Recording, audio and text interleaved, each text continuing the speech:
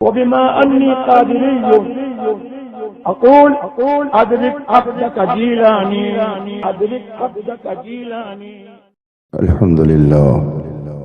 الحمد لله الذي أبدع الأفلاك والأرضين، والصلاة والسلام على من كان نبيا وآدم بين الماء والطين، وعلى آله الطيبين وأصحابه المطهرين وعلماء أمته أجمعين، أما بعد، فأعوذ بالله من الشيطان الرجيم، بسم الله الرحمن الرحيم.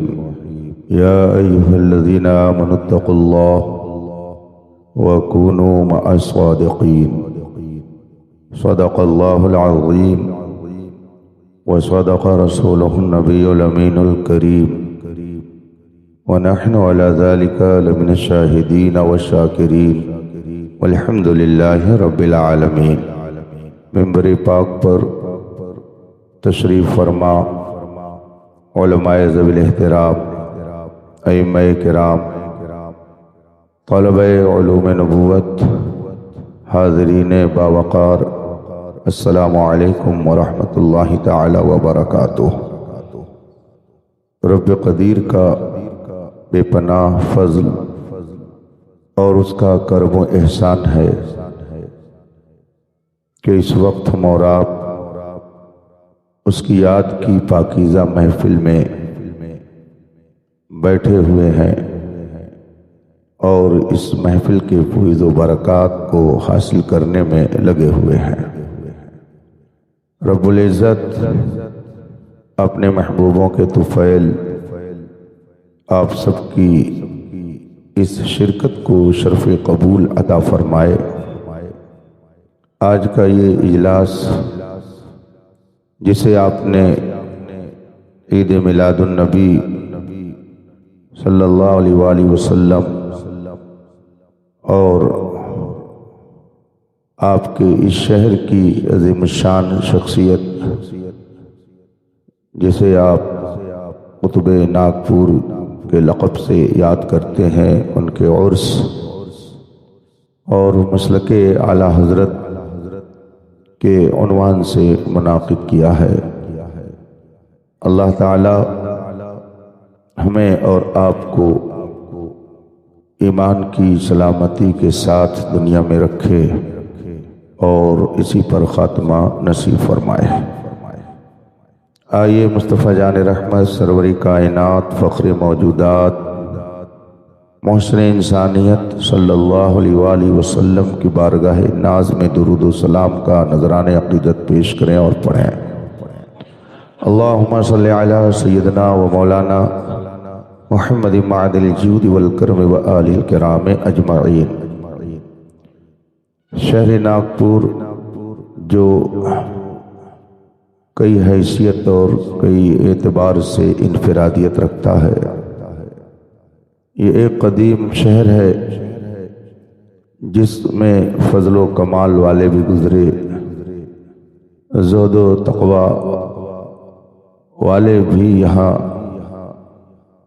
گزرے، مگر اس شہر کو بزرگوں میں جس شخصیت کی بنا پر شہرت دوام حاصل ہے وہ سیدی و سندی آقائی و مولائی تاج الاولیاء قدس سرہ کی ذات بابرکات ہے۔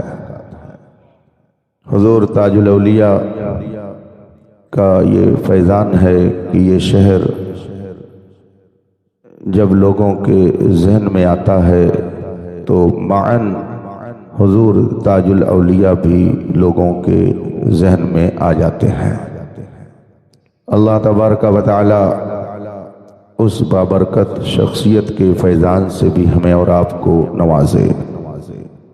آج جن کے عرس کی تقریب ہے، جنہیں بغدادی بابا کے نام سے جانا جاتا ہے، جو 100 سال قبل ظاہری طور پر اسی شہر میں جلوہ فرما ہوتے تھے اور آج زیر زمین ہو کر اپنی برکتوں سے آپ سب کو نواز رہے ہیں۔ یہ احسان شناسی اور بزرگوں کے احسان کا آپ ذکر کر رہے ہیں۔ رب تعالیٰ اس خدمت کا بھی آپ کو بہتر صلہ عطا فرمائے۔ کچھ دیر کے لیے میں آپ کے درمیان ہوں۔ مجھ سے قبل آپ نے تقریریں سنی، نعت و منقبت کے اشعار سنے، اور اپنے دل کی دنیا کو آپ نے آباد کیا۔ کچھ دیر یوں ہی سنجیدہ ماحول بنا کر تشریف رکھیں، اور آپ نے پشتر کو جس عنوان سے رنگ دیا ہے اور اس میں جو رنگ آپ نے بھرا ہے، اسی حوالے سے کچھ دیر عرض کرنے کی میں بھی جسارت کروں گا۔ مگر آئیے ایک بار اور مصطفیٰ جان رحمت صلی اللہ علیہ وآلہ وسلم کی بارگاہ میں درود و سلام کا نذرانہ پیش کریں اور پڑھیں اللہم صلی علی سیدنا و مولانا محمد معدن الجود والکرم و آلہ الکرام اجمعین۔ رفیقان محترم، ہم اور آپ صاحب ایمان ہیں۔ خدا کا کرم ہے کہ اس نے ہمیں دولت ایمان عطا فرمائی ہے۔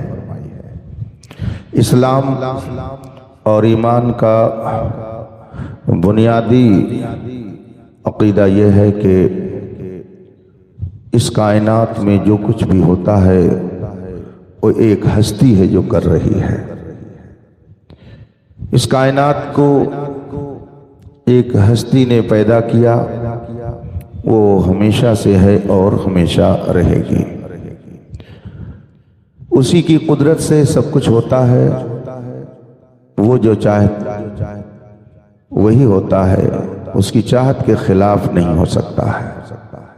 جسے ہم خدا کہتے ہیں، جسے ہم اللہ کہتے ہیں، جسے ہم رب العالمین کہتے ہیں، جسے ہم پروردگار کہتے ہیں، ہمارا ایمان ہے، ہمارا عقیدہ ہے، کائنات میں جو کچھ ہوتا ہے سب وہی کرتا ہے۔ قرآن کریم میں اس نے ارشاد فرمایا ما تشاءون الا ان یشاء اللہ رب العالمین، تم کچھ نہیں چاہتے بس وہی جو خدا چاہتا ہے۔ دوسرے مقام پر ارشاد فرمایا فعال لما یرید، وہ جو چاہتا ہے کرتا ہے، اس کی مرضی کے بغیر پتہ نہیں ہل سکتا، وہی کائنات کو چلاتا ہے۔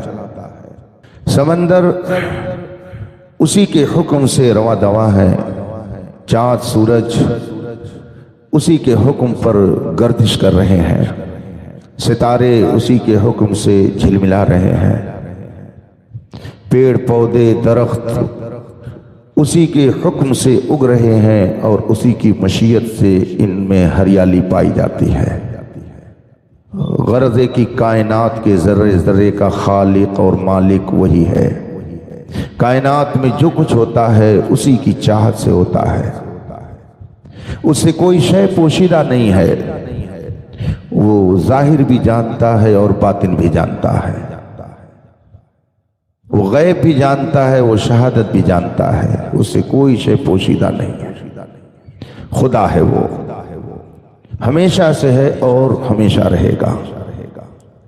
مگر اس ذات کا انکار کرنے والا گروپ ایک زمانے سے دنیا میں پایا جاتا ہے، جو اس کے وجود کا انکار کرتا ہے، جسے دہریہ کہا جاتا ہے، جسے بے دین کہا جاتا ہے، منکر خدا کہا جاتا ہے۔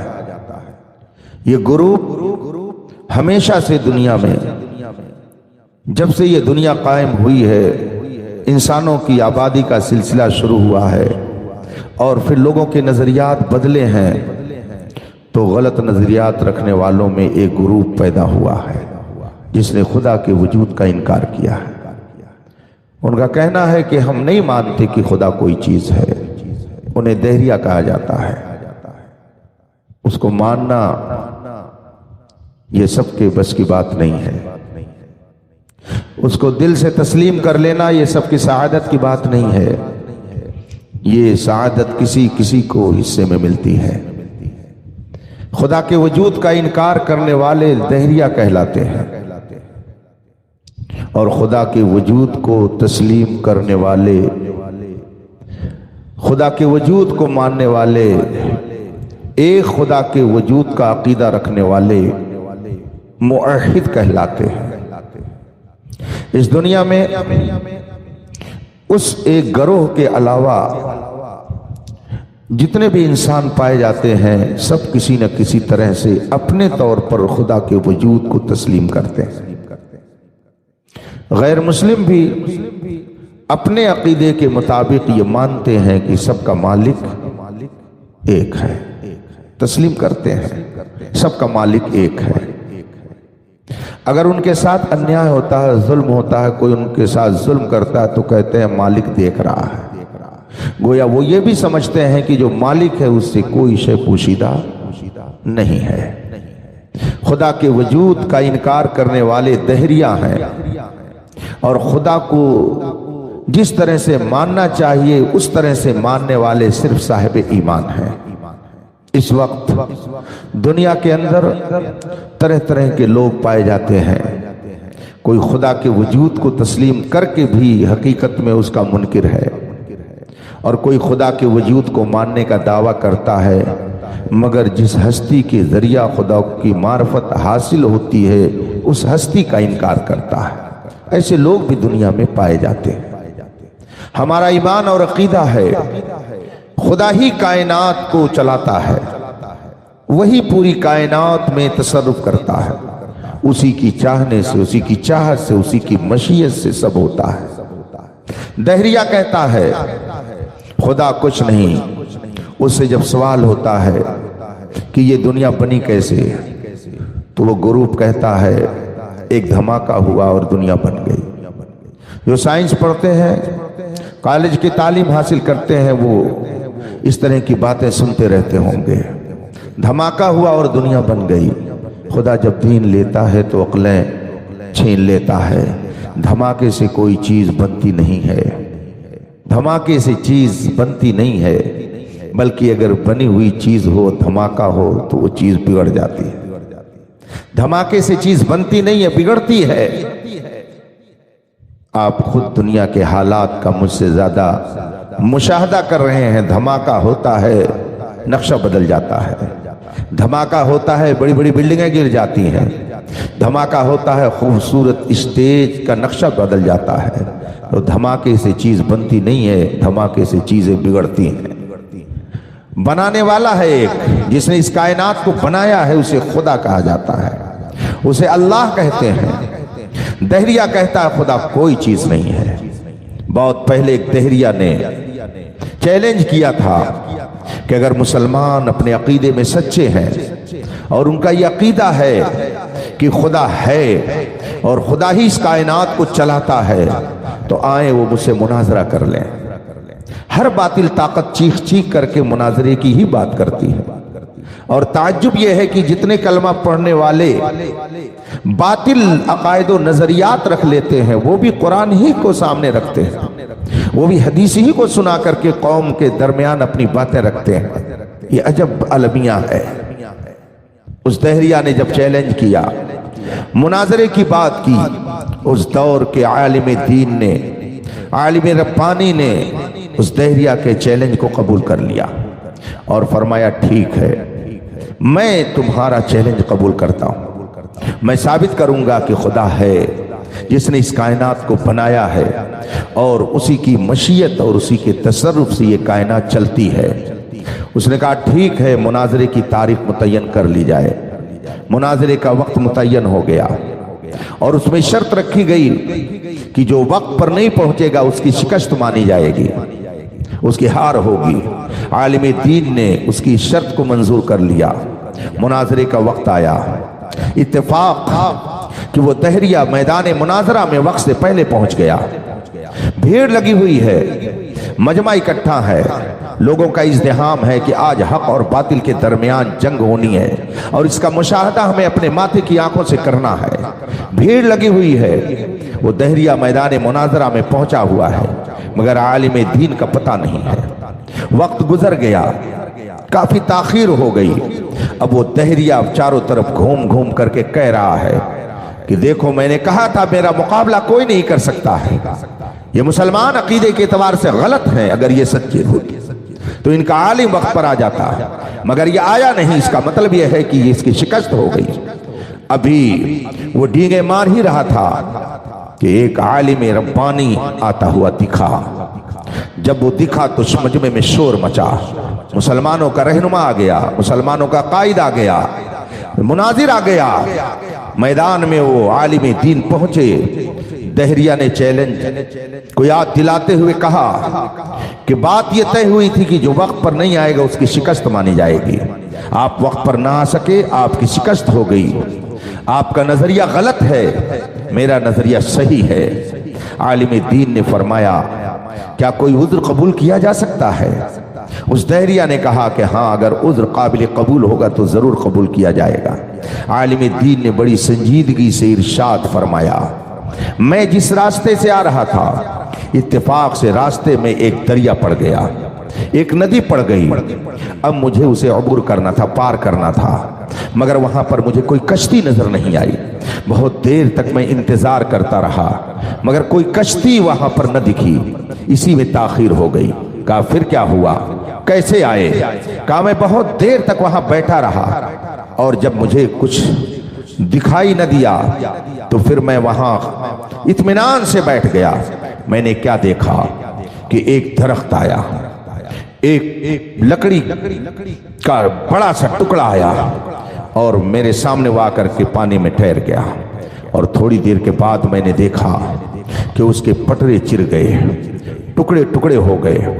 پھر تھوڑی دیر کے بعد میں نے دیکھا کہ اس میں جڑنے کا کام شروع ہو گیا، وہ پٹرے ایک دوسرے سے جڑنے لگے۔ پھر تھوڑی دیر کے بعد میں نے کیا دیکھا کہ وہ کشتی کی شکل بن گئے، وہ پٹرا جو ٹکڑے ٹکڑے تھا اب وہ ایک کشتی کی شکل میں بن گیا، اور پھر جب کشتی تیار ہو گئی تو وہ پانی میں تیرنے لگی۔ میں جلدی سے اس میں بیٹھ گیا اور پھر وہ کشتی چلی اور دوسری طرف وہ پہنچی۔ پھر میں اتر کر کے اس پار ہوا اور میں اب میدان مناظرہ میں حاضر ہوں۔ جو ہی عالم دین نے یہ بات کہی اس دہریہ نے کہا مولانا لگتا ہے کہ آپ مناظرے کے خوف سے پہلے ہی معوف العقل ہو چکے ہیں، آپ کا دماغی توازن خراب ہو گیا ہے، شاید آپ کا ہوش ہی نہیں ہے، آپ ہوش کھو بیٹھے ہیں۔ عالم دین نے فرمایا کیوں آپ ایسا کہتے ہیں؟ کہا بات یہ ہے آپ کی گفتگو سن کر کے ایسا ہی مجھے کہنا پڑے گا، آپ جو بات کر رہے ہیں یہ کسی عقل والے کی بات نہیں ہو سکتی ہے، یہ کسی ہوش مند کی بات نہیں ہو سکتی ہے۔ عالم دین نے فرمایا کیوں؟ کہا یہ تو بتاؤ، آپ کہہ رہے ہو کہ لکڑی ایک آئی اور اس کے پٹرے چر گئے اور پھر کشتی بن گئی، جب تک بڑھئی نہیں آئے گا کشتی بنے گی کیسے؟ جب تک ملاح نہیں رہے گا کشتی چلے گی کیسے؟ کشتی اس پار کیسے ہوگی؟ بغیر ملاح کے کشتی تیر کر کے اس پار آئی کیسے؟ اور پھر بغیر پڑھئی کے آئے ہوئے کشتی بنی کیسے؟ آپ تو پاگل پن کی بات کرتے ہیں۔ اس عالم دین نے گرج کر کے فرمایا سنو، دماغ میرا نہیں خراب ہے، دماغ تمہارا خراب ہے، عقل تمہاری کھو گئی ہے، ہوش تمہارے اڑ گئے ہیں۔ میں خدا کا کرم ہے کہ اپنا عقلی توازن برقرار رکھے ہوئے ہوں۔ سنو، جب بغیر بڑھئی کے کشتی بن نہیں سکتی ہے اور بغیر ملاح کے ایک کشتی دریا میں چل نہیں سکتی ہے تو اتنی بڑی کائنات بغیر بنانے والے کے وجود میں کیسے آ سکتی ہے؟ اتنی بڑی کائنات بغیر بنانے والے کے کیسے چل سکتی ہے؟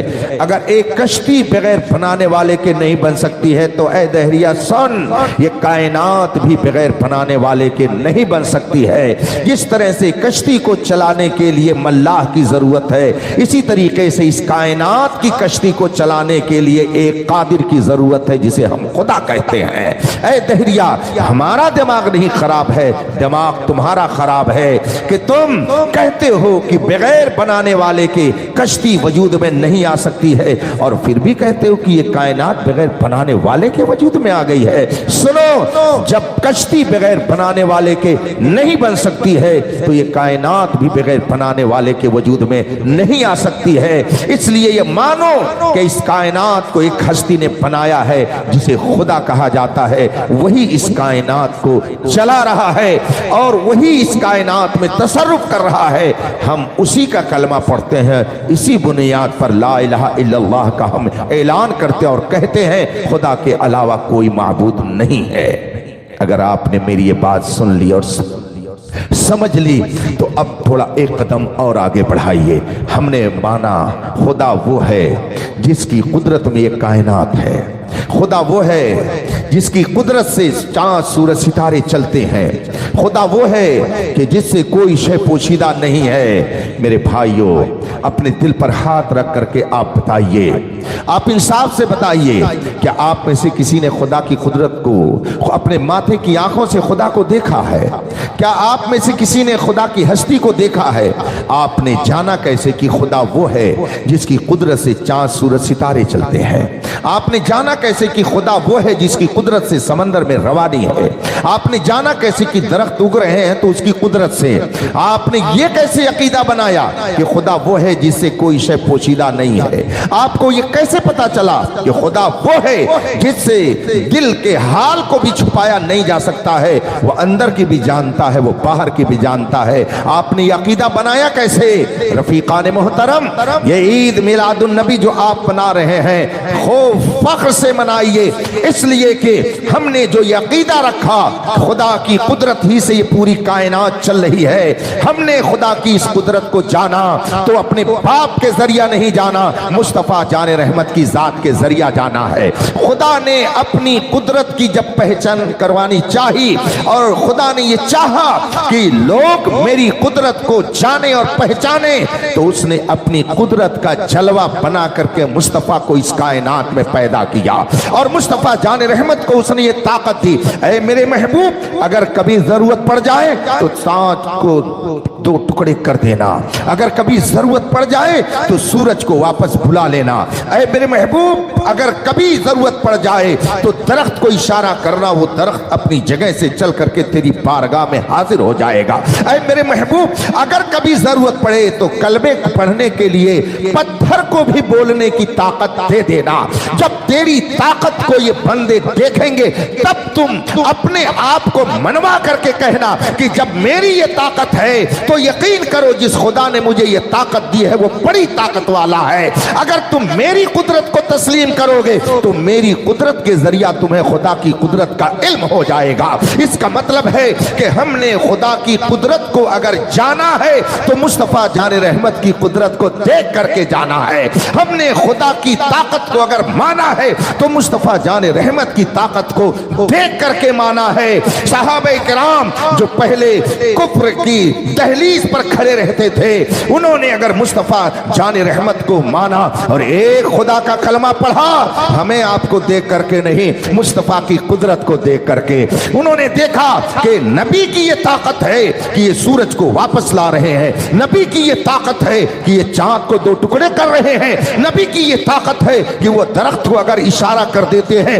تو اپنی جگہ سے چل کر ان کی بارگاہ میں آ جاتا ہے، نبی کی یہ طاقت کہ پہاڑ بھی ان کے سامنے سجدہ ریز ہو جاتا ہے، نبی کی یہ طاقت ہے کہ پتھر بھی انہیں سلام کرتا ہے۔ جب مخلوق کی یہ طاقت ہے تو بلا شبہ جس خالق نے انہیں وہ طاقت دی ہے بلا شبہ وہ بڑی طاقت والا ہے۔ تو نبی کی قدرت کو جان کر کے ہم نے خدا کی قدرت کو جانا ہے۔ اس لیے اگر کوئی نبی کی قدرت کو تسلیم نہیں کرتا اور کہتا ہم صرف خدا کو مانتے ہیں، سمجھ جائیے کہ یہ جھوٹا ہے، یہ غلط ہے۔ اس لیے کہ ہم نے نبی کی قدرت کے ذریعہ ہی خدا کی قدرت کو جانا ہے، ہم نے نبی کے پاور کو دیکھ کر کے ہی خدا کی طاقت کو تسلیم کیا ہے۔ تو جو نبی کی طاقت کو نہیں مانتا وہ حقیقت میں خدا کی قدرت کا انکار کرتا ہے۔ خدا کا شکر ہے کہ ہم نے خدا کی قدرت کی معرفت اگر حاصل کی ہے تو اس نبی کے ذریعہ جس کے بارے میں امام احمد رضا نے فرمایا سورج الٹے پاؤں پلٹے چاند اشارے سے ہو چاک اندھے نجدی دیکھ لے قدرت رسول اللہ۔ سبحان اللہ، نعرہ تکبیر، نعرہ رسالت، مسلک اعلی حضرت عقائد اہل سنت، نعرہ ہمارا تکبیر۔ عقیدہ ہے خدا سے کوئی شے پوشیدہ نہیں ہے، مگر آپ نے یہ جانا کیسے؟ آپ کو یہ عقیدہ کیسے ملا کہ خدا سے کوئی شے پوشیدہ نہیں ہے؟ اس عقیدے کو بھی اگر آپ نے مانا ہے تو نبی کے اس علم کو دیکھ کر کے، اس لیے کہ نبی کی ہی یہ طاقت ہے، نبی کا ہی یہ علم ہے کہ وہ اندر کا بھی جانتا ہے اور باہر کا بھی جانتا ہے۔ اسی لیے صحابہ کرام جو پہلے ایمان کی دولت نہیں رکھتے تھے، جب نبی کے علم غیب کو دیکھتے تھے تو فوراً کلمہ پڑھ لیتے تھے۔ آپ کو واقعہ یاد ہوگا، میں تفصیل میں نہیں جانا چاہتا، حضرت سیدنا عباس رضی اللہ تعالیٰ عنہ جو رسول پاک کے چچا ہیں، آپ کو معلوم ہے ان کے ایمان لانے کا واقعہ۔ جب جنگ بدر میں وہ کفار و مشرکین مکہ کی طرف سے اسلام پر اٹیک اور حملہ کرنے کے لیے مدینے آئے ہوئے تھے، بدر میں جنگ ہوئی، میدان بدر میں لڑائی ہوئی اور بہت سارے کفار و مشرکین موت کے گھاٹ اتارے گئے، بہت سے کفار و مشرکین قیدی بنائے گئے۔ ان قیدیوں میں حضرت سیدنا عباس رضی اللہ تعالیٰ عنہ بھی تھے جو رسول پاک کے چچا تھے، ان کو بھی قیدی بنایا گیا اور مدینے میں لایا گیا۔ صحابہ کرام تشریف فرما ہے، رسول پاک نے ان سے مشورہ چاہا، آپ بتائیں ان قیدیوں کے ساتھ کیا سلوک کیا جائے؟ کسی نے کوئی مشورہ دیا، کسی نے کوئی مشورہ دیا۔ اس کے بعد میں جو ہوا تفصیل واقعات کی کتابوں میں درج ہے، مگر حضرت سیدنا عباس رضی اللہ تعالیٰ عنہ کے بارے میں رسول پاک صلی اللہ علیہ وسلم نے ارشاد فرمایا کہ ان کو اس حکم سے اور اس مشورے سے الگ رکھا جائے، یہ عباس ہیں، یہ میرے چچا ہیں، یہ زبردستی میدان جنگ میں لائے گئے تھے، یہ آنے والے نہیں تھے مگر ان کو زبردستی لایا گیا ہے، ان کو الگ رکھا جائے، ان کے لیے اسپیشل میں یہ قانون بتاتا ہوں، ان کے ساتھ یہ سلوک کیا جائے، ان سے کہیے کہ یہ اتنا مال فدیے میں دے دیں، ان کو آزاد کر دیا جائے گا، ان کو قتل نہیں کیا جائے گا، ان کو آزاد کر دیا جائے گا، یہ فدیے میں اتنا مال دے دیں، ان کو آزادی حاصل ہو جائے گی۔ جب رسول پاک صلی اللہ علیہ وسلم نے یہ ارشاد فرمایا، حضرت عباس نے سنا اور فوراً انہوں نے رسول پاک سے کہا، بھتیجے تم نے میرے اوپر کیا لازم کر دیا؟ میں اتنا مال کہاں سے لے کر کے آؤں گا؟ تم کہہ رہے ہو کہ اتنا سونا اتنا مال دے دیں اور ان کو آزاد کر دیا جائے، مکہ جانے کی انہیں اجازت دے دی جائے، میرے پاس اتنا مال کہاں ہے کہ میں اپنے فدیے کے طور پر تمہیں دوں؟ میں تو اتنا مال رکھتا ہی نہیں ہوں۔ جو ہی حضرت عباس رضی اللہ تعالیٰ عنہ نے یہ بات کہی، میرے آقا سرور کونین صلی اللہ علیہ وسلم نے ارشاد فرمایا، چچا جان آپ کیا بات کہہ رہے ہیں؟ آپ یہ تو بتائیے کہ جب مکے سے چلے تھے مدینے پر حملہ کرنے کے لیے، آپ جب کفار مکہ کے ساتھ چلنے کا ارادہ کر کے گھر سے نکل رہے تھے، تو بتائیے آپ نے ڈبے میں بند کر کے چچی جان کو کیا دیا تھا؟ آپ نے کیا دیا تھا چچی جان کو؟ حضرت عباس رضی اللہ تعالیٰ عنہ اتنا سنتے ہیں، سننے کے بعد ان کے دل کی دنیا بدل جاتی ہے۔ آپ نے یہ واقعہ سنا ہوگا، حضرت عباس رضی اللہ تعالیٰ عنہ جب مکے سے چلنے لگے تو اپنی اہلیہ محترمہ رسول پاک کی چچی جان کو سونے کے کچھ ٹکڑے دے کر کے وہاں سے چلے تھے اور فرمایا تھا کہ دیکھو اگر میں جنگ میں کام آ گیا تو یہ سونا تمہارے کام آئے گا، اور اگر میں واپس آیا تو پھر اس سے زندگی گزارنے کے لیے تجارت کا کام کیا جائے گا، تجارت کی جائے گی، اسے بزنس کی جائے گی، اسے مال اکٹھا کیا جائے گا۔ یہ سونا جو گھر میں وہ دے کر کے آئے تھے، حضرت عباس اور ان کی اہلیہ رسول پاک کی چچی کے علاوہ کوئی تیسرا نہیں جانتا تھا، اور یہ واقعہ مکے میں پیش آیا۔ رسول پاک نے جو ہی حضرت عباس سے فرمایا، چچا جان جب آپ چل رہے تھے مکے سے تو چچی کو وہ بند ڈبے میں کیا دے کر کے آئے تھے؟ اتنا سننا تھا کہ حضرت عباس رضی اللہ تعالیٰ عنہ فوراً کلمہ طیبہ پڑھ کر کے دامن اسلام سے وابستہ ہو جاتے ہیں اور فرماتے ہیں، اے بھتیجے محمد، میں جب مکے سے چلا تھا گھر میں نے اپنی بیوی کو جو سونا رکھنے کے لیے دیا تھا، میرے اور اس کے علاوہ کوئی نہیں جانتا تھا۔ تو مدینے میں بیٹھ کر کے اگر مکے کی حالت کو جان سکتا ہے تو بلا شبہ تو عام انسان نہیں ہے، خدا کا نبی ہے۔ میں تسلیم کرتا ہوں، اشہد ان لا الہ الا اللہ و اشہد ان محمد عبدہ و رسولہ۔ کلمہ طیبہ پڑھ کر کے وہ صاحب ایمان ہو جاتے ہیں۔ نبی کے علم غیب کو دیکھ کر کے خدا کو مان لیا، मगर कितने अफसोस की बात है कि आज लोग कलमा पढ़ते हैं और नबी के इल्म गैब का इनकार करके बेदीन हो जा रहे हैं। कुफ्फार मक्का नबी के इल्म गैब को देखते थे और अपनी आंखों से मुशाहदा करते थे तो वो कहते थे कि ये आम इंसान नहीं है, बेशक ये खुदा का बरगुज़ीदा बंदा है, ये खुदा की तरफ से नबी बन करके आया है। मैं इसका ऐलान करता हूं, मैं इसकी शहादत देता हूं। कितने बदबख्त हैं वो लोग जो नबी का कलमा पढ़ते हैं और फिर भी कहते हैं नबी को तो पीठ पीछे की खबर नहीं है, नबी ये नहीं जानते थे, नबी वो नहीं जानते थे। इसीलिए तो इमाम अहमद रजा ने फरमाया और कोई गैब क्या तुमसे नेहा हो भला, जब ना खुदा ही छुपा तुम पे करो रो। नारे तकबीर, नारे रिसालत, इल्मे गैब मुस्तफा, अकाईदे अहले सुन्नत। हमने खुदा की कुदरत को अगर माना है तो नबी की कुदरत को देख करके, हमने अगर खुदा के इल्म को तस्लीम किया है तो नबी के इल्म को तस्लीम करके। लेकिन ये भी अपनी जगह पर मुसल्लम है कि 1400 साल के बाद आने वाले लोगों ने नबी को अपने माथे की आंखों से तो देखा नहीं, नबी की कुदरत को अपने माथे की आंखों से तो देखा नहीं। फिर ये कैसे तस्लीम कर लें कि नबी वाकई कुदरत रखते हैं, नबी वाकई इल्म गैब रखते हैं। तो रब्बे कदीर ने करम फरमाया और एक सिलसिला उसने कायम फरमा दिया कि कयामत तक ऐसी हस्तियां पैदा होती रहेंगी कि जो नबी की कुदरत का जलवा दिखाती रहेंगी, ऐसी हस्तियां दुनिया में आती रहेंगी कि जो नबी के इल्म गैब का जलवा दिखाती रहेंगी।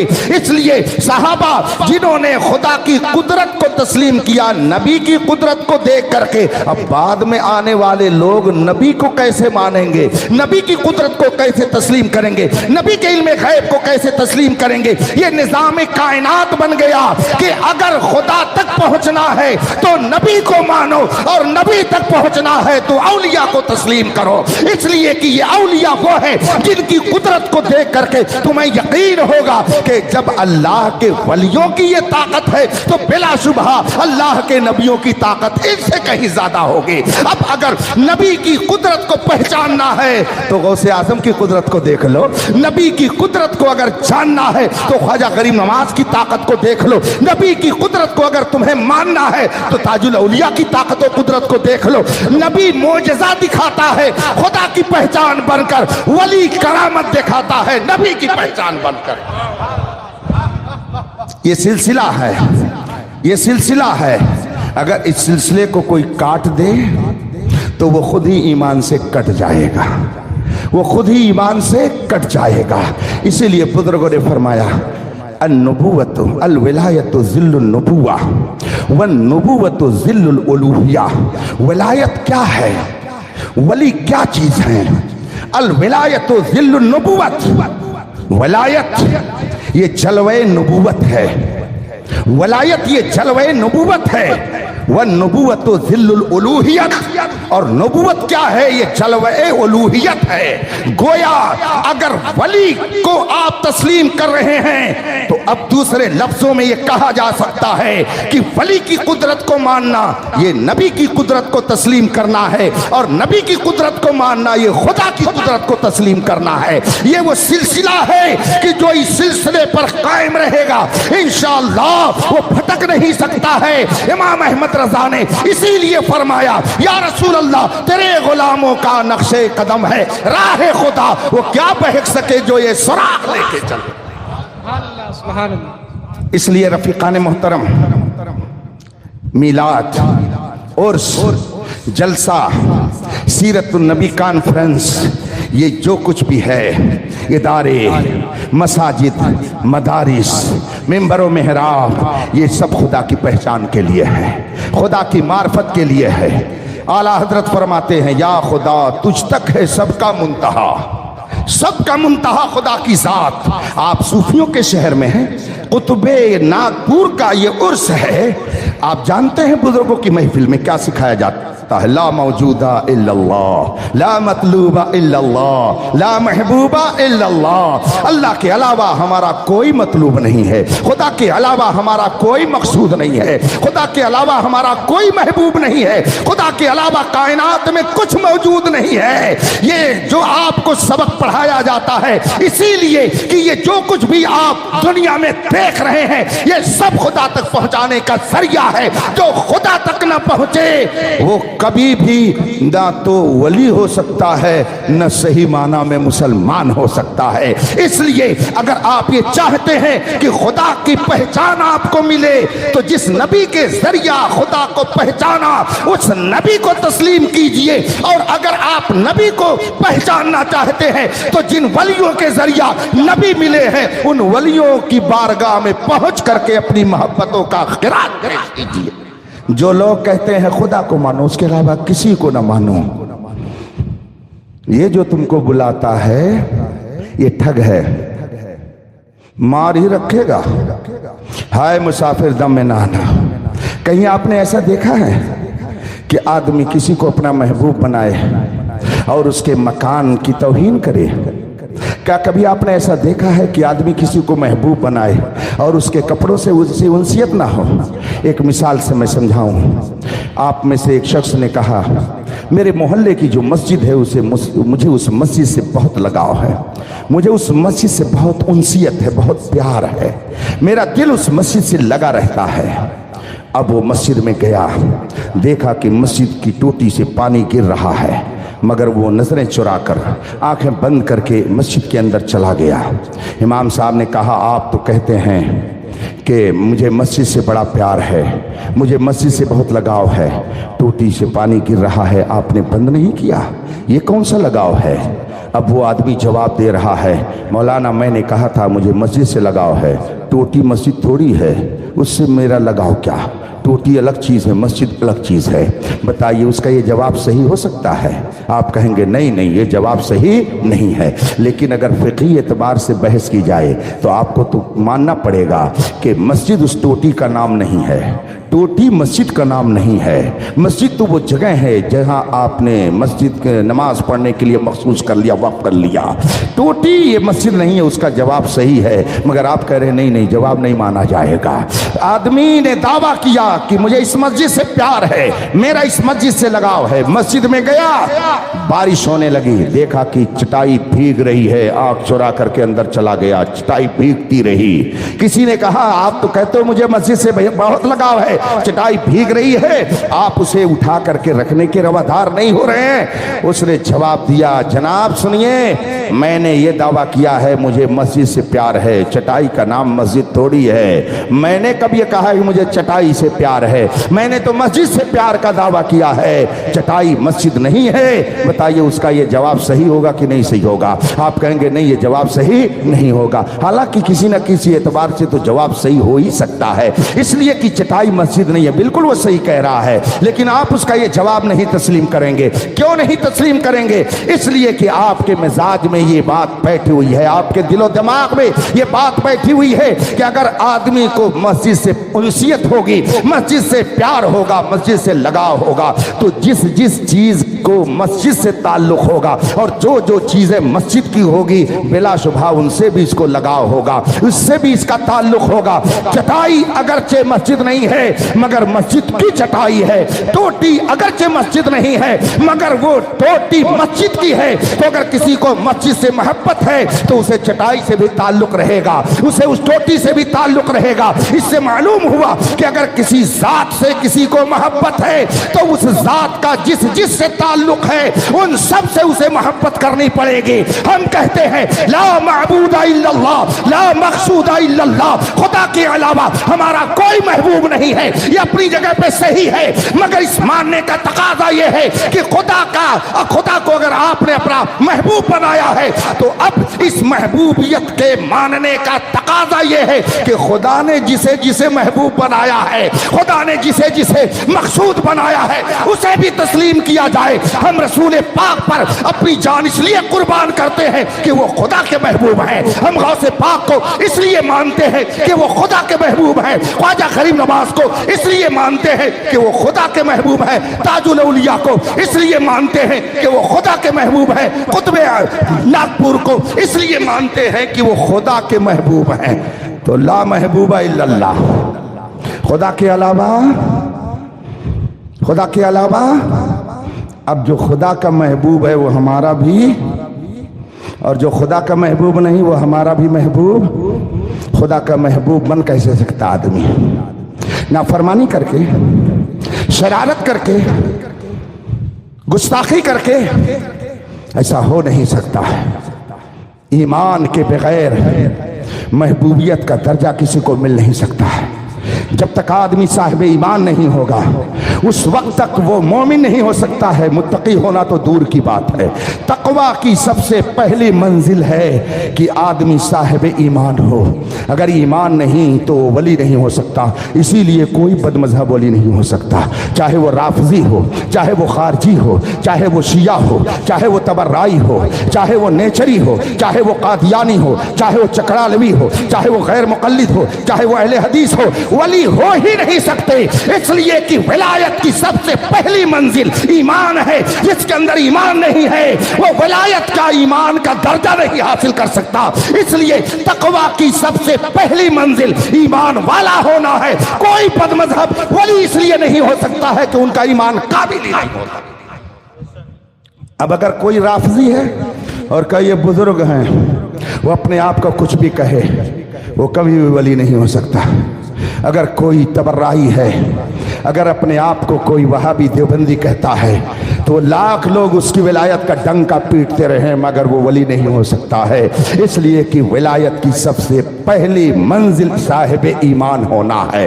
اور میں نے تو حضرت سیدنا جنید بغدادی کا یہ جملہ اپنے ذہن میں محفوظ رکھا ہے، فرماتے ہیں کہ جو ایک بھی سنت چھوڑے وہ اللہ کا ولی نہیں ہو سکتا۔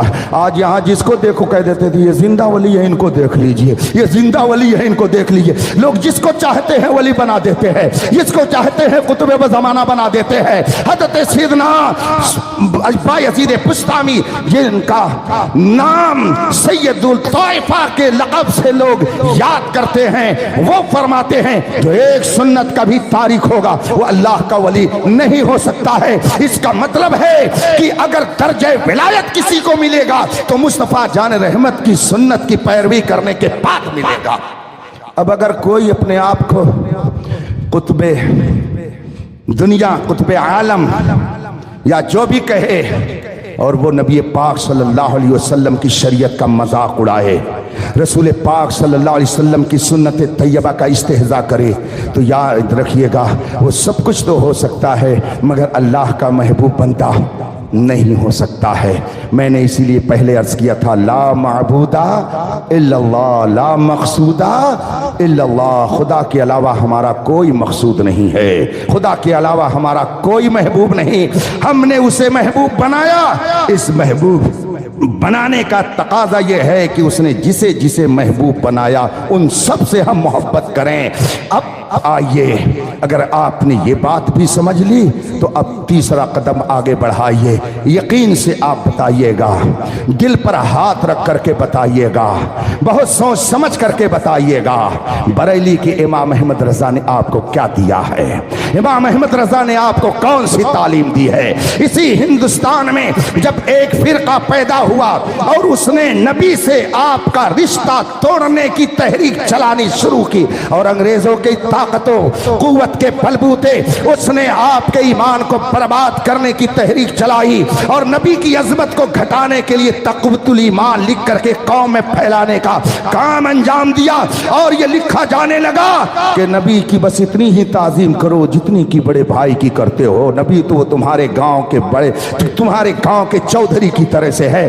جب یہ بات اس طبقے نے کہی کہ نبی تو گاؤں کے چودھری کی طرح ہوتا ہے، بتاؤ ایسے ऐसे मौके पर तुम्हारे दिल में नबी की अजमत को बिठाने के लिए किसने कहा था, अरे जालिम तू नबी को गांव के चौधरी की तरह कहता है। सन अल्लाह की सरताबा कदम, शान है ये, इंसान ही इंसान, वो इंसान है ये। कुरान तो ईमान बताता है इन्हें, ईमान ये कहता है मेरी जान है ये। जब वो तबका कह रहा था नबी से कुछ मत मांगो, नबी कुछ नहीं दे सकते हैं, नबी से क्या मांगते हो, अब तो उनका ताल्लुक हमसे खत्म हो गया, वो जमीन के नीचे चले गए, अब तुम्हें कुछ नहीं दे सकते हैं। बताओ ऐसे मौके पर किसने चैलेंज करके कहा था, कौन देता है, सुभान अल्लाह, कौन देता है, देने को मुंह चाहिए, देने वाला है सच्चा हमारा नबी। मौलवियों ने कहा कि नहीं समझा आपने, दीन ईमान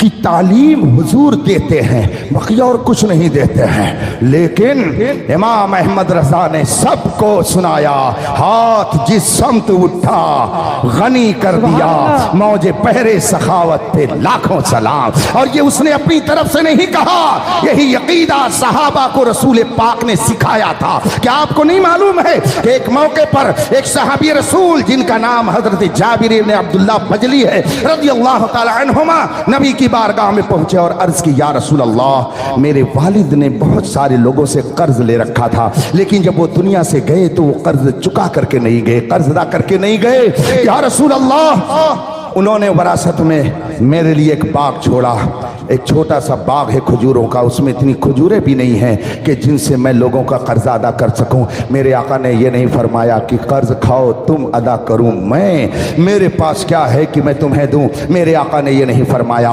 बल्कि इरशाद फरमाते हैं, ए प्यारे जाओ, जब तुम्हारी खजूरें पक जाएं तब आना। साहबी रसूल हजरत जाबिर खजूरें पकने का इंतजार करने लगे और जब खजूरें पक गई नबी की बारगाह में पहुंचे, अर्ज की, या रसूल अल्लाह खजूरें पक गई हैं। मेरे आका सल्लल्लाहु अलैहि वसल्लम ने इरशाद फरमाया, जाओ खजूरें तोड़ करके एक जगह रख दो। हजरत जाबिर अपने बाग में तशरीफ ले गए, खजूरों को तोड़ा और एक जगह ढेर लगा दी, उसको एक जगह कर दिया। फिर नबी की बारगाह में आए और अर्ज की, या रसूल अल्लाह मैंने खजूरें तोड़ करके ढेर लगा दी है। मेरे आका ने फरमाया, चलो मैं भी चलता हूं तुम्हारे बाग में। जब रसूल पाक बाग में जाते थे तो जाने का मंजर क्या होता था, इमाम अहमद रजा ने कितने सलीके से उसकी मंजर कशी करते हुए की है। वो सुए लालाजार फिरते हैं, तेरे दिन ऐ बहार फिरते हैं। गोया मुस्तफा अगर बाग में जाते थे, बाग में अगर खिजा का मौसम होता, मुस्तफा जाते तो बहार आ जाया करती थी। रसूल पाक बाग में तशरीफ ले गए और खजूर की ढेरी की तरफ चक्कर लगाया, चारों तरफ चक्कर लगाया और खजूर के ऊपर बैठ गए और फिर फरमाया, जाबिर अब जाओ मदीने में ऐलान कर दो, जिसने तुम्हारे बाप को कर्ज दिया है वो आए और अपना कर्ज लेकर के चला जाए। सुभान अल्लाह, नेमतें बांटता ये संत वो निशान गया, साथ ही मुंशी रहमत का कलम तान गया। हजरत जाबिर फरमाते हैं, रसूल पाक ने जब इरशाद फरमाया तो मैं बेधड़क मदीने में ऐलान करने लगा, जिसने मेरे बाप को कर्ज दिया है आए और अपना कर्ज लेकर के चला जाए। हजरत जाबिर फरमाते हैं, मैंने मदीने की गलियों में आवाज लगाई और उसके बाद में कर्ज वसूलने वालों का सिलसिला शुरू हो गया। लोग आते रहे और मेरे बाग से खजूरें भर भर करके अपने बोरे में लेके जाते रहे। हजरत जाबिर फरमाते हैं, मैं अंदर नहीं गया, ऐलान करने के बाद खजूर के बाहर आकर के खड़ा हो गया और मैंने तमाशा देखना शुरू कर दिया कि कितने लोग आ रहे हैं खजूर लेके जा रहे हैं, कितने लोग आ रहे हैं खजूर लेके जा रहे हैं। फरमाते हैं, आने जाने वालों का एक तवील सिलसिला कायम था। लोग आते थे, कोई एक बोरा, कोई दो बोरा, कोई चार बोरा भर भर करके खजूरें लेकर के चले जाते थे। मैं सोचता था, या अल्लाह मेरे वालिद ने कितने लोगों से कर्ज ले रखा था। लोग आते रहे और अपना कर्ज वसूल करके जाते रहे। फरमाते हैं, जब आने जाने वालों का सिलसिला खत्म हो गया तो मैंने दिल में सोचा, चलूं देखूं एक आध खजूर नमूने के लिए बची है या सारी खजूरें साफ हो गई हैं। फरमाते हैं, खुदा की कसम जब मैं बाग के अंदर जाता हूं तो क्या देखता हूं, रसूल पाक सल्लल्लाहु अलैहि वसल्लम खजूर पर जिस तरह तशरीफ फरमा थे और उस वक्त जितनी खजूरें थी वो सारी खजूरें वैसे ही बची हुई हैं। और जिन जिन लोगों ने मेरे बाप को कर्ज दिया था सब ने अपना कर्ज भी वसूल लिया है, सारी खजूरें भी बची हैं और कर्ज भी सबका पूरा हो गया। तभी तो इमाम अहमद रजा ने कहा, कौन देता है, देने को मुंह चाहिए, देने वाला है सच्चा हमारा नबी। नारे तकबीर, नारे रिसालत, अज़मत मुस्तफ़ा, कलाम आला हज़रत। रसूल पाक सल्लल्लाहु अलैहि वसल्लम के प्यारे सहाबी हैं। उन्होंने दो चंद शादियां कर रखी थी। उनकी बीवियों ने आपस में एक रोज गुफ्तगू शुरू की। एक ने दूसरी से कहा, बताओ तुम कौन सी खुशबू लगाती हो? उसने पूछा क्या बात है? उसने तीसरी से पूछा कौन सी खुशबू लगाती हो? कहा क्या बात है? कहा मैं अपने शौहर की बारी पर बहुत शानदार खुशबू लगा करके उनके कमरे में जाती हूँ, लेकिन जो ही पहुँचती हूँ तो मेरी खुशबू बेकार नजर आती है, मेरी खुशबू हेच हो जाती है। खुदा जाने किस मार्केट से वो खुशबू लेकर के आते हैं, उनके जिस्म पर खुदा जाने कौन सी खुशबू रहती है कि हमारी खुशबू बेकार हो जाती है। दूसरी ने कहा कि मेरा भी यही हाल है। तीसरी ने कहा मेरा भी यही हाल है। कहा चल करके पूछ ही लिया जाए कि वो किस मार्केट से खुशबू लेकर के आते, खुशबू लेकर के आते हैं। कहा ठीक है। अब बीवियां अपने शौहरे नामदार के पास पहुंचती हैं, इकट्ठा पहुंची। शौहरे नामदार ने देखा, कहा क्या मामला है? कहा एक सवाल लेकर के आई है। कहा क्या सवाल है? कहा ये सवाल है। कहा अच्छा यही जानना चाहती हो कि मैं किस मार्केट से खुशबू लेकर के आता हूँ? कहा हाँ, हम तीनों अपनी अपनी बारी पर बहुत शानदार परफ्यूम और खुशबू लगाकर आपके पास आने की कोशिश करती हैं, लेकिन आपके कमरे में दाखिल होने के बाद हमारी खुशबू बेकार हो जाती है। आप कौन सी खुशबू लगा करके बैठे रहते हैं हमें पता नहीं चलता। हमने चाहा कि मालूम करें किस मार्केट से आप, मदीने तैयबा की किस दुकान से आप खुशबू लेकर के आते हैं और लगाते हैं। शौहरे नामदार ने कहा बैठ जाओ। बीबियां बैठ गईं और फरमाते हैं कि सुनो, मैं किसी दुकान से खुशबू लेकर के नहीं आता हूँ। बात यह है कि एक मर्तबा मैं रसूल पाक सल्लल्लाहु अलैहि वसल्लम के साथ सफर में था और सख्त गर्मी का मौसम था। गर्मी की वजह से मेरे जिस्म में बहुत सारी फुंसियां निकल आई, फोड़े छोटे छोटे निकल आए। मैंने इलाज किया मगर वो फुंसियां ठीक नहीं हो रही थी। मैं मजबूर होकर के नबी की बारगाह में हाजिर हो गया और मैंने नबी करीम सल्लल्लाहु अलैहि वसल्लम से अर्ज की, या रसूल अल्लाह, जिस्म के अंदर फुड़ियां हैं, फुंसियां हैं, मगर वो ठीक नहीं हो रही हैं। दवा मैंने की, मेरे आका ने ये नहीं फरमाया कि मैं क्या कर सकता हूँ, जाओ इसका इलाज करो। मैं क्या कर सकता हूँ, जाओ इसकी कोई दवा करो। वो सहाबी थे, वो कोई बदअकीदा वहाबी नहीं थे। उनका अकीदा था मालिके कौनैन है, गो पास कुछ रखते नहीं, दो जहां की नेमतें हैं उनके खाली हाथ में। वो सहाबी थे, वो जानते थे ये वही दर है जहां से ईमान भी मिलेगा, यही वो दर है जहां से जान की सलामती भी मिलेगी। तभी तो आला हजरत ने फरमाया बखुदा खुदा का यही है दर, नहीं और कोई मफर मकर जो वहां से हो यहीं आके हो, जो यहां नहीं तो वहां नहीं। कोई ये ना कहे कि ये मदीना शरीफ के हैं, ये मक्का शरीफ के हैं। मक्का शरीफ और मदीना शरीफ के रहने की फजीलत अपनी जगह पर, मगर मुझे आप बताइए अबू लहब भी तो मक्के का था, अबू जहल भी तो मक्के का था, उतबा और शैबा भी तो मक्के के थे, और अब्दुल्ला इब्ने उबई रईसुल मुनाफिकीन मदीने का था। मगर न इसका मक्के का होना काम आया, न उसका मदीने का होना काम आया, न इसका उस अजीम खानदान से होना काम आया, न उसका वहां का सरदार होना काम आया, न इसका गांव का सरदार मक्के का सरदार होना काम आया, न वहां अब्दुल्ला इब्ने उबई का मदीने का सरदार होना काम आया। और हजरत सैयदना बिलाल हबशी न मक्के के थे, न मदीने के थे, न कर्शी थे, न हाशमी थे, न अलवी थे, न सादात थे। वो रसूल पाक के सच्चे वफादार थे। तो 1400 साल हो गए, मेरे बिलाल का दुनिया में कोई जवाब नहीं बन सका। इसीलिए शेर बेशेर सुन्नत कहा करते थे, प्यारे हबीब को पुकार, प्यारे नबी का नाम ले, दामने मुस्तफा में आ, पाए रसूल थाम ले। बखुदा खुदा का यही है दर, नहीं और कोई मफर मकर जो वहां से हो यहीं आके हो, जो यहां नहीं तो वहां नहीं। अबू जहल नबी की बारगाह में मकाम नहीं हासिल कर सका, तो खुदा की बारगाह में भी उसका कोई मकाम। सहाबी ने अर्ज की, या रसूल अल्लाह, सहाबी ने इरशाद फरमाया, मैंने रसूल पाक से जाकर के अर्ज की, या रसूल अल्लाह, मेरे जिस्म की फुड़ियाँ ठीक नहीं हो रही हैं, मेरे जिस्म में फुंसियाँ निकली हुई हैं। रसूल पाक ने ये नहीं फरमाया मैं क्या कर सकता हूँ, जाओ इसका इलाज करो, जाओ कोई मरहम लगाओ। नहीं, नबी करीम ने ये नहीं फरमाया। साहबी फरमाते अपनी अहलिया से कि मैं रसूल पाक से मैंने जब ये बात अर्ज की, आका ने फरमाया आओ मेरे करीब आ जाओ। रसूल पाक ने मुझे अपने करीब बुलाया और फरमाया पीठ से कपड़ा हटा दो। मैंने पीठ से कपड़ा हटाया और मेरी पीठ میں جو پھنسیت تھی رسول پاک نے اسے ملاحظہ فرمایا اور اپنا دست مبارک ایسی ہی میری پیٹھ پر پھیرا. اتنا کرنا تھا جتنی پھنسیاں تھیں وہ ساری پھنسیاں فوراً ختم ہو گئیں اور اسی وقت سے جسم سے جو خوشبو آ رہی ہے تمہاری خوشبو کبھی اس کا مقابلہ نہیں کر پا رہی ہے.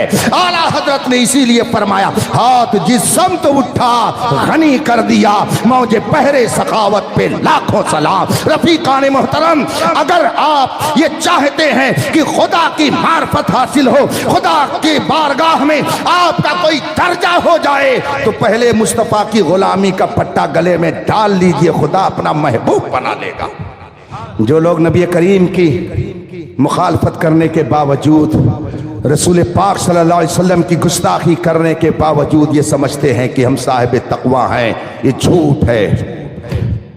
ایک حنبلی عالم ہیں سیدنا امام احمد ابن حنبل رضی اللہ تعالی عنہ کے پیروکار حضرت امام عقیل حنبلی رضی اللہ تعالی عنہ, وہ اپنی ایک کتاب میں تحریر فرماتے ہیں, لوگوں کو متنبہ کرتے ہوئے, لوگوں کو تنبیہ کر رہے ہیں, لوگوں کو سبق دے رہے ہیں. فرماتے ہیں جامع مسجد کے دروازے پر لوگوں کی بھیڑ, جامع مسجد کے اندر لوگوں کا ازدحام, جامع مسجد کے اندر پلک پلک کر کے لوگوں کا رونا, بلکہ تو فرماتے ہیں میدان عرفات میں لوگوں کا گریہ اور زاری کرنا, میدان عرفات میں لوگوں کا چیخ چیخ کر کے رونا, اسے مت دیکھ, اس پر متاثر مت ہو, اس کو دیکھ کر کے تم مرعوب مت ہو جاؤ. یہ دیکھو کہ اس کا رسول پاک کے دشمنوں سے رشتہ کیسا ہے, رسول پاک کے دشمنوں سے اس کا رشتہ کیسا ہے. اگر یہ جامع مسجد میں چیخنے والا, میدان عرفات میں رونے والا, گڑ گڑانے والا نبی کے دشمنوں سے رشتہ اچھا رکھتا ہے تو سمجھ جاؤ کہ اس کا رونا مکر و فریب ہے. جامع مسجد میں بیٹھ کر کے تلاوت کرنا مکر و فریب ہے, بلکہ میدان عرفات میں چیخ چیخ کر کے رونا یہ بھی مکر و فریب ہے. اس لیے کہ اگر واقعی یہ اپنے اندر خدا کا خوف رکھتا تو خدا کے دشمنوں سے کبھی یہ دوستی نہیں کرتا. اگر یہ اللہ اور رسول کے دشمنوں سے دوستی کرتا ہے تو چاہے میدان عرفات میں روئے, چاہے خانہ کعبہ میں روئے, چاہے مسجد نبوی میں روئے, چاہے اپنے گھر میں روئے, چاہے آپ کے گاؤں کی مسجد میں روئے. نہ جانا حضرت زاہد کے تسبیح و مصلی پر بڑے چلتے ہوئے حضرت ان کو ہم سمجھتے ہیں. چمکتا جو نظر آئے وہ سب سونا, اگر دنیا میں رہنا ہے تو کچھ پہچان پیدا کر. رفیقان محترم یہ موقع رسول پاک صلی اللہ علیہ وسلم کی آمد کا ہے. 12 ربیع الاول شریف کی وہ مقدس تاریخ آنے والی ہے جس میں کائنات کا دولہا اس زمین پر جلوہ گر ہوا اور جس کے لیے دنیا سجائی گئی. وہ جو نہ تھے تو کچھ نہ تھا, وہ جو نہ ہو تو کچھ نہ ہو, جان ہے وہ جہان کی جان ہے تو جہان. رفیقان محترم میں نے آپ سے یہ عرض کی خدا کی معرفت کا ذریعہ رسول پاک ہے اور رسول پاک کی معرفت کا ذریعہ اولیاء کرام. خدا تک پہنچنا ہے تو نبی کا وسیلہ چاہیے اور نبی تک پہنچنا ہے تو اولیاء کرام کے دامن سے وابستگی ضروری ہے. بزرگوں کا ارشاد میں نے سنایا, الولایت ذل النبوہ والنبوۃ ذل الالوہیہ. ولایت یہ پرتو نبوت ہے اور نبوت جلوہ الوہیت ہے. جب تک اولیاء کرام کی عقیدت و محبت آپ کے دل میں نہیں آئے گی, نبی کی محبت اور نبی کی تعظیم کا جذبہ آپ کے اندر پیدا نہیں ہو سکتا ہے. آج دنیا میں نہ جانے کتنے لوگ کلمہ پڑھنے والے پائے جاتے ہیں, طرح طرح کے نظریات رکھنے والے بھی پائے جاتے ہیں. الحمدللہ میں نے بچپن سے پڑھنے پڑھانے میں اپنی زندگی گزاری ہے اور اب تک ہزاروں کتابیں مطالعے میں آ چکی ہیں. میں آج بھی الحمدللہ 11-12 بجے تک مطالعہ کرنے کے بعد ہی بستر پہ جاتا ہوں جب دارالعلوم میں رہتا ہوں. اور بہت ساری کتابیں اختلافی موضوع پر رافضیت کے حوالے سے, غیر مقلدیت کے حوالے سے, وہابیت و دیوبندیت اور قادیانیت کے حوالے سے مطالعہ کی. بہت ساری کتابیں آزاد خیالوں کی بھی میں نے پڑھی، ہر ایک کے لیے اس کی اجازت نہیں ہے، حضرت سے مسئلہ پوچھ لیجئے گا۔ دارالعلوم علیمیہ جمدہ شاہی جو اس وقت الحمدللہ اہل سنت و جماعت اور مسلک اعلیٰ حضرت کا ایک عظیم قلعہ جانا جاتا ہے، تقریباً 45,000 کتابیں وہاں کی لائبریری میں موجود ہیں۔ جس موضوع پہ آپ ریسرچ اور تحقیق کرنا چاہیں کر سکتے ہیں۔ میں نے اپنی زندگی میں جو کتابیں پڑھی اور جو باطل فرقوں کے عقائد و نظریات کو میں نے پڑھا، کتابوں کی روشنی میں جو کچھ بھی میں نے سمجھا، علماء کے بیانات اور ان کے ارشادات، کتاب و سنت کی روشنی میں جو کچھ بھی میری سمجھ میں آیا، جتنا بھی میں نے قرآن کریم کا مطالعہ کیا، احادیث طیبہ پڑھی، بزرگوں کے اقوال پڑھے اور پڑھائے، میں نے آج نہیں بلکہ شعور کی دہلیز پر قدم رکھنے کے بعد ہی سے خدا کا شکر ہے کہ میرے دل میں یہ بات بیٹھی ہوئی ہے کہ آج اگر فتنوں کے ہجوم میں آپ اپنے ایمان کی حفاظت کر سکتے ہیں تو اس حفاظتی قلعے کا نام مسلک اعلیٰ حضرت ہے۔ میں نے وہابیت کو پڑھا ہے، نجدیت کو پڑھا ہے، قادیانیت کو پڑھا ہے۔ آپ کو معلوم ہے یہ ستمبر کا مہینہ چل رہا ہے، اس مہینے کی 7 تاریخ کو جب مملکت پاکستان میں قادیانیوں کو غیر مسلم اور کافر قرار دیا گیا تھا، اس وقت پارلیمنٹ میں جب بحث چل رہی تھی تو ایک قادیانی نے کھڑے ہو کر کے کہا تھا کہ اگر ختم نبوت کے انکار کی بنیاد پر ہم کافر ہیں تو بتائیے، مولوی قاسم نانوتوی نے اپنی کتاب تحذیر الناس میں یہی بات لکھی ہے۔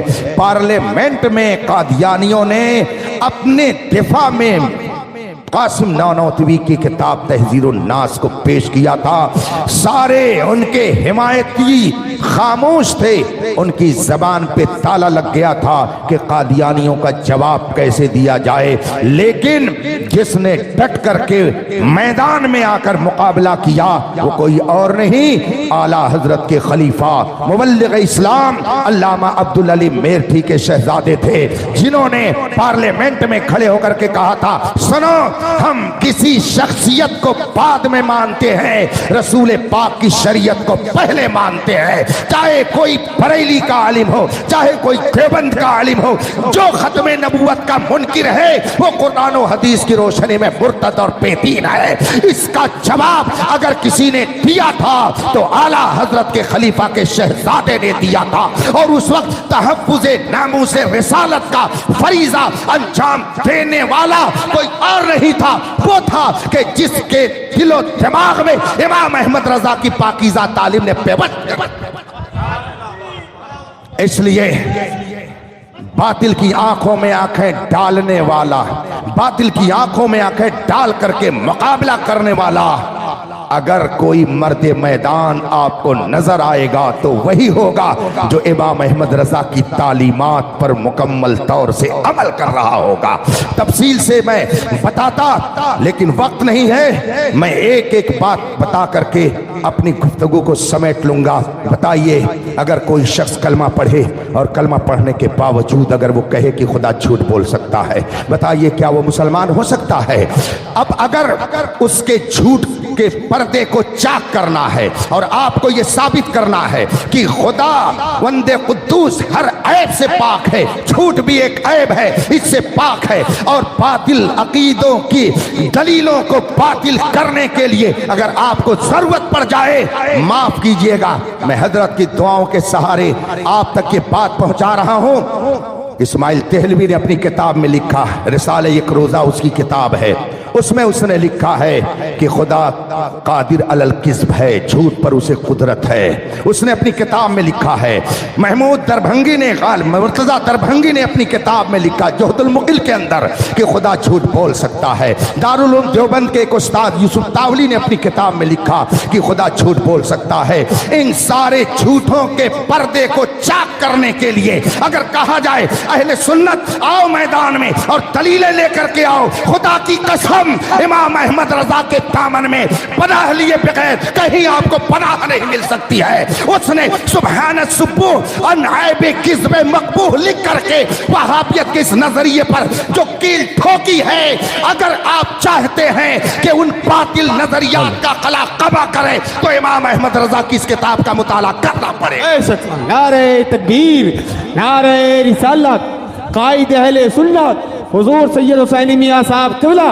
اگر کوئی باطل کہے نبی کو علم غیب نہیں، معاذ اللہ رب العالمین، اور آپ کو حوالوں کی ضرورت پڑے تو آپ کو امام احمد رضا کی کتاب الدولۃ المکیہ کا مطالعہ کرنا پڑے گا، علم الغیب کا مطالعہ کرنا پڑے گا، خالص الاعتقاد کو پڑھنا پڑے گا۔ اور اگر آپ کہیں نہیں ہم ان کی کتاب نہیں پڑھیں گے، مناظرہ ہم کریں گے، تو علم غیب مصطفیٰ پر مناظرے کا ہنر سیکھنے کے لیے اعلیٰ حضرت کے شاگرد شیر پیش اہل سنت کی بارگاہ میں جا کر کے مناظر ادری کا مطالعہ کرنا پڑے گا۔ اگر آپ ان کتابوں کو نہیں پڑھیں گے تو صحیح ڈھنگ سے آپ مناظرہ نہیں کر سکتے ہیں۔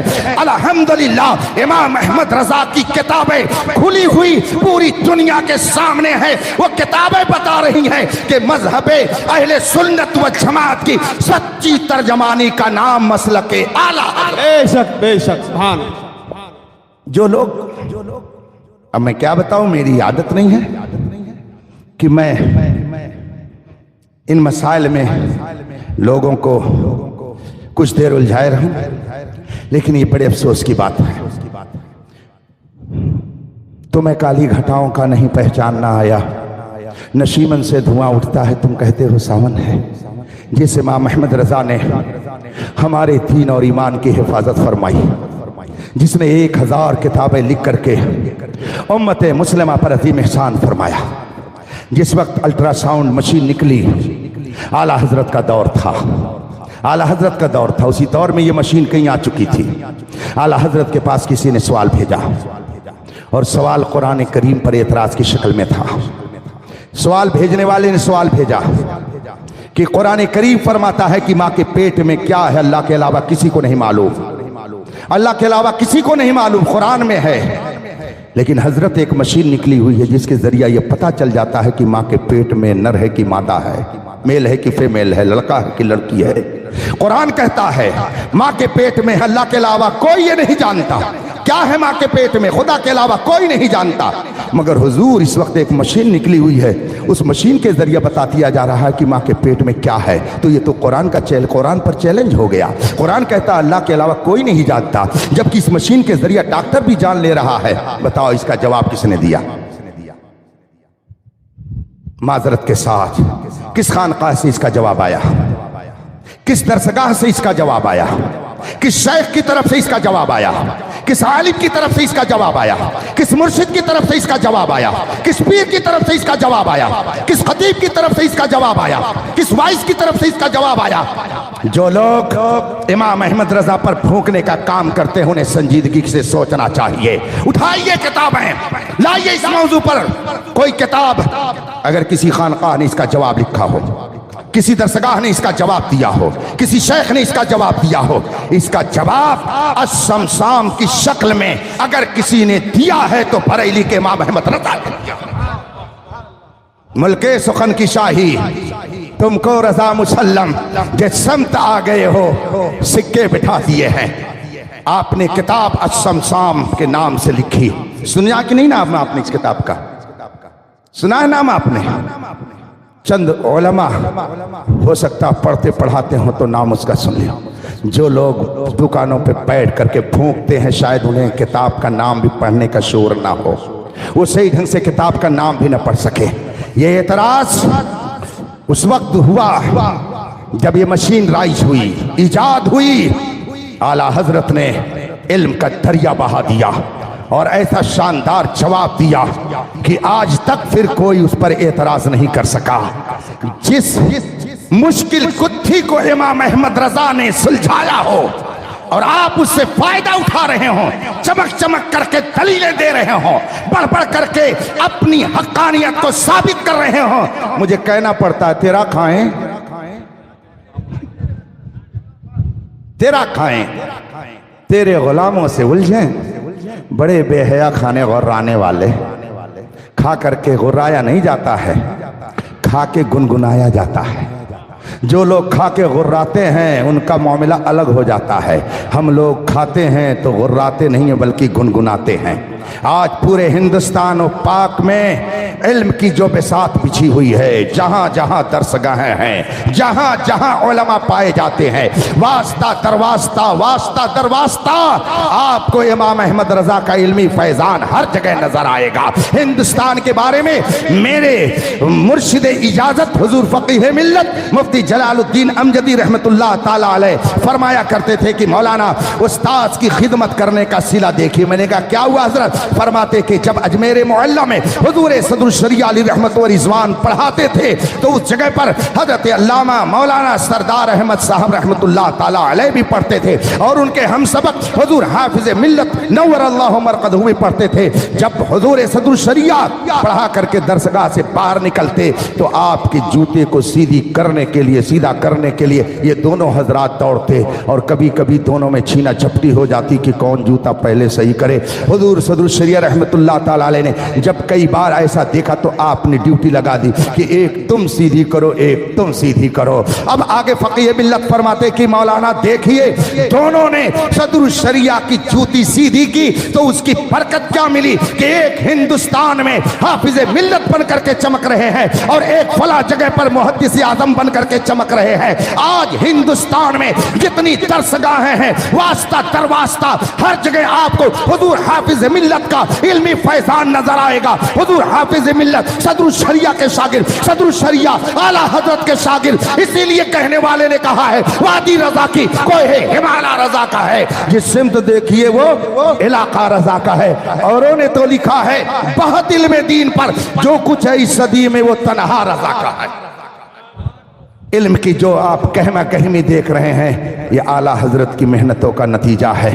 اس لیے اس امام احمد رضا کی پاکیزہ تعلیمات پر عمل کیجئے اور اسی کو صحیح سمجھیے جس نے اپنی پوری زندگی اعلاء کلمہ حق کے لیے گزار دی، اور چلتے چلتے اس نے دنیا کو پیغام دیا، سونا جنگل رات اندھیری چھائی بدلی کالی ہے، سونے والوں چوروں کی ہاں ایک بھی عقیدہ جو امام احمد رضا قدس سرہ نے اپنی کتاب میں تحریر فرمایا ہے، ایک بھی عقیدہ مذہب اہل سنت کے اگر خلاف ہو تو اسی شہر میں آپ جو سزا دینا چاہیں اس فقیر کو دے سکتے ہیں۔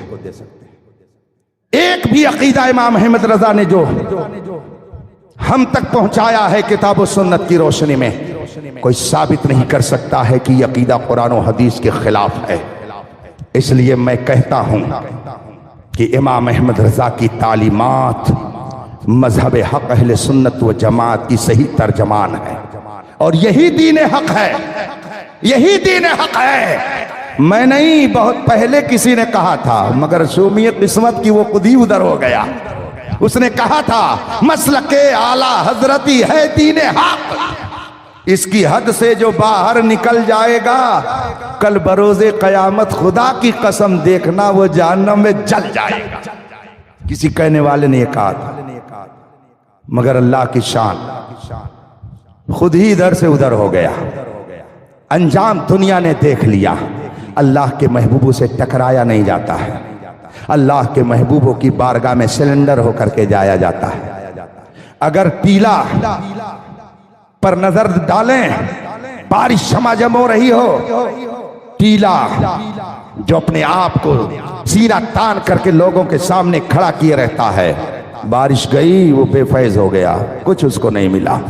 مگر تالاب پانی کو جمع کر لیتا ہے، خود بھی ہرا بھرا رہتا ہے اور دوسرے کو بھی سرسبز و شاداب کرتا ہے۔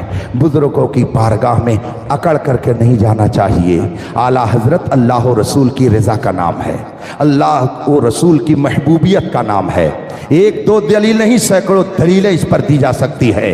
امام احمد رضا اللہ و رسول کی بارگاہ کے ایسے مقبول تھے، ایسے مقبول تھے کہ اگر مخصوص حالات میں اپنی زبان سے کچھ نکال دیتے تھے رب قدیر کرم فرماتا، اور جو فرماتے تھے اعلیٰ حضرت رب قدیر اپنے کرم سے وہ کر کے لوگوں کی نظروں کے سامنے کر دیتا۔ کیا آپ نے واقعہ نہیں سنا جب آدمی نے آج بارش ہوگی کہ نہیں؟ پورا واقعہ آپ علماء سے سنتے رہتے ہیں۔ اعلیٰ حضرت نے فرمایا کہ اگر خدا چاہے تو ابھی ہو سکتی ہے، اور ادھر نکلا زبان سے اور ادھر بارش۔ اعلیٰ حضرت کی وجہ جو لوگ کہتے ہیں اعلیٰ حضرت صرف مولوی صاحب تھے، بے شک وہ مولوی گر بھی تھے، وہ صرف مولوی ہی نہیں تھے، اللہ اور رسول کی بارگاہ کے مقبول تھے۔ بہت سارے لوگ عظمت گھٹانے کی کوشش کرتے ہیں اور کہتے ہیں وہ مولوی صاحب تھے۔ مولوی صاحب کا مقام کم ہوتا ہے کیا؟ مولوی صاحب کا درجہ جانتے ہیں کیا ہوتا ہے؟ اگر عالم دین کو عالم دین ہونے کی بنیاد پر کسی نے گالی دی، گستاخی کی، تو کافر ہو جاتا ہے، وہ آدمی کافر ہو جائے گا۔ عالم دین ہونے کی بنیاد پر اگر عالم دین کو کسی نے گالی دی، گستاخی کی اس کی شان میں، وہ مرتد ہو جائے گا، کافر ہو جائے گا۔ مولوی کا مقام نہیں جانتے ہیں؟ رسول پاک صلی اللہ علیہ وسلم نے علماء جن کو ہم لوگ مولوی کہتے ہیں، انہی علماء کو اپنا علمی جانشین بنایا، اور اعلیٰ حضرت ایسے مولوی تھے کہ جب علامہ شیر محمد صاحب شرف پوری رحمت اللہ تعالی علیہ نے خواب میں غوث پاک کا دیدار کیا اور پوچھا غوث پاک سے، حضور آپ کا نائب کون ہے؟ اپنے نائب کی نشاندہی فرما دیں۔ علامہ شیر محمد صاحب فرماتے ہیں میں نے جب غوث پاک سے پوچھا کہ آپ کا نائب کون ہے تو غوث پاک نے مجھ سے خواب میں فرمایا کہ میرا نائب مولانا احمد رضا بریلوی ہے۔ جو نائب غوث اعظم ہو اس کی توہین کریں گے آپ مولوی صاحب کہہ کے؟ مجدد الفسانی کا نام آپ نے سنا ہے؟ علامہ شیخ احمد فاروقی سرہندی نقشبندی رضی اللہ تعالیٰ عنہ، جنہوں نے اکبر کے زمانے میں اس کے فتنے کے خاتمے کے لیے ہزار مصیبتیں برداشت فرمائی، وہ فرماتے ہیں کہ جو مجدد ہوتا ہے وہ اپنے زمانے کے اولیاء کا سردار ہوتا ہے، اپنے زمانے کے ولیوں کا سردار ہوتا ہے۔ اعلیٰ حضرت باتفاق عرب و عجم ساری دنیا کے مقتدر علماء نے امام احمد رضا کو مجدد تسلیم کیا ہے۔ آج بھی ان کی مجددیت کا پرچار پوری دنیا میں ہو رہا ہے، پوری دنیا کے علماء حق انہیں اپنے زمانے کا مجدد تسلیم کرتے ہیں، اور مجدد الفسانی فرماتے ہیں جو مجدد ہوتا ہے وہ اپنے زمانے کے ولیوں کا سردار ہوتا ہے۔ اس لیے مجھے کہنے دیا جائے امام احمد رضا صرف مولوی کا نام نہیں ہے، اپنے زمانے کے ولیوں کے سردار کا نام ہے۔ رہی یہ بات کوئی غلط پروپگنڈا کرے تو اس پروپگنڈے کا ہمارے پاس کوئی علاج نہیں کہ ہم بیٹھ کر کے اس کا علاج کریں۔ حضور فقیہ ملت رحمت اللہ تعالی علیہ اس طرح کے مسائل میں فرماتے تھے کہ مولانا جب تک ہم ادھر لگ کر کے اپنی توجہ ادھر کیے رہیں گے جو دین کا کام ہے اتنی دیر کے لیے رک جائے گا، اس لیے ہم اپنے کام میں لگے رہتے ہیں۔ جو لوگ کہتے ہیں کہ مولانا احمد رضا صاحب کے ماننے والے تو فلاں طبقے کے گستاخ ہیں، فلاں طبقے کے گستاخ ہیں، اعلیٰ حضرت اور ان کے ماننے والوں پر افطرا اور بہتان سے لوگوں کو اپنی زبانیں روکنی چاہیے۔ قریب ہے یارو روز محشر، چھپے گا کشتوں کا خون کیوں کر، جو چپ رہے گی زبان خنجر لہو پکارے گا آستی کا۔ آپ اگر یہاں زبان درازی کر کے کسی پر کوئی غلط الزام لگا کر، بہتان لگا کر ان کو بدنام کرنے کی ناجائز کوشش کریں گے تو یقین جانیے کہ خدا احکم الحاکمین ہے، عزیز ذو انتقام ہے، وہ جب بدلہ لے گا تو پھر دنیا کی کوئی طاقت بچا نہیں سکتی ہے۔ اس لیے یہ کہنا کہ فلاں لوگ فلاں کے گستاخ فلاں کے گستاخ، یہ سب بیکار سی باتیں ہیں۔ الحمدللہ امام احمد رضا قدس سرہ نے جب دعائیہ کلمات لکھے نظم کی شکل میں تو اس میں آپ نے دعا کا جملہ جو لکھا اور اپنے ماننے والوں کو بتایا تو اس میں آج بھی شجر مبارکہ پڑھنے والے پڑھتے ہیں، دو جہاں میں خادم آل رسول اللہ کر حضرت آل رسول مقتدیٰ کے واسطے۔ اس لیے جو لوگ اس طرح کی باتیں کرتے ہیں ہم دعا کریں گے کہ اللہ ان کی اصلاح فرمائے، انہیں ہدایت دے اور مذہب حق اہل سنت و جماعت جس کی پہچان اس زمانے میں مسلک اعلیٰ حضرت سے ہے. ہمارے حضرت نے تو الحمدللہ پوری زندگی بریلی کے دفاع میں اپنا قلم اس طرح سے چلایا ہے کہ آج اعلیٰ حضرت کے عظیم دفاع کا نام حسینی میاں ہے. اور حضرت علامہ بابرکت سید حسینی میاں قبلہ جانشین قطب رائے چور کو اگر لوگ جانتے ہیں تو امام احمد رضا کے ایک سچے وفادار کی حیثیت سے جانتے ہیں، اس لیے کہ آپ نے اپنے قلم کے ذریعہ باطل نظریات کی پیش کنی اس شاندار طریقے سے فرمائی ہے کہ آج بھی لوگوں کی آہیں سنی جا سکتی ہیں اور لوگ سنتے رہتے ہیں. حضرت نے جس قدر زور قلم صرف فرما کر کے حمایت حق کے لیے اپنا وقت عطا فرمایا ہے، میں دعا کرتا ہوں کہ رب قدیر حضرت کا سائے کرم تا دیر صحت و عافیت کے ساتھ ہم سب کے سروں پہ سلامت رکھے. اور آپ کی جو عظیم کتابیں ہیں، تصنیفات ہیں، جن سے حقائق کے پردے اٹھتے ہیں اور نہ جانے کتنی وہ باتیں جو لوگوں کے ذہنوں میں کبھی آ نہیں سکتی تھیں، حضرت نے لوگوں کے سامنے رکھ کر کے دودھ کا دودھ اور پانی کا پانی کر دیا ہے. آپ ان کتابوں کو پڑھیں تو انشاءاللہ آپ بہکیں گے نہیں، پھٹکیں گے نہیں. امام احمد رضا کا مسلک نہ کوئی نیا مسلک ہے، نہ کوئی نیا مشرب ہے، نہ کوئی نیا مسلک ہے، نہ مذہب ہے. یہ اہل سنت و جماعت کی سچی ترجمانی کا نام ہے. جو لوگ اس کے خلاف کہتے ہیں آپ ادھر سے سنیے اور ادھر سے اس کو اڑا دیجئے، اپنے کام میں لگے رہیے، اپنا وقت ضائع مت کیجئے. پڑھیے، کتابیں پڑھیے، نماز کی پابندی کیجئے، علماء سے، سادات سے، جو سچے سادات مذہب حق کے پیروکار ہیں ان کے دامن سے وابستہ رہیے. بزرگوں کے بارگاہ میں جا کر کے دعائیں لیتے رہیے، گڑ گڑاتے رہیے. حضرت شاہ ولی اللہ نے فرمایا ہے اذا تحیرتم فی الامور فاستعینوا باصحاب القبور. جب مشکلات میں پھنس جاؤ تو مزاروں پہ جا کر کے، قبر والوں کے پاس جا کر کے ان سے استعانت کرو، ان سے دعا کے لیے رب کی بارگاہ میں عرض کرو. ان سے استعانت کرو گے، وہ اپنی توجہ تمہاری طرف کریں گے تو تمہاری مشکل آسان ہو جائے گی.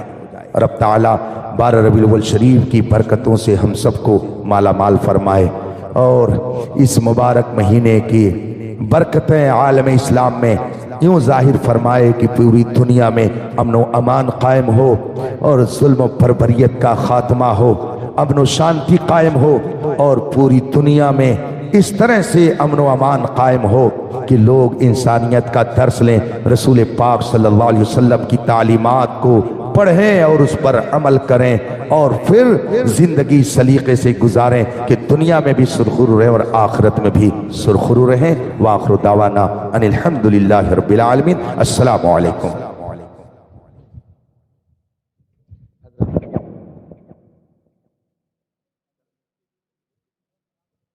مصطفیٰ جان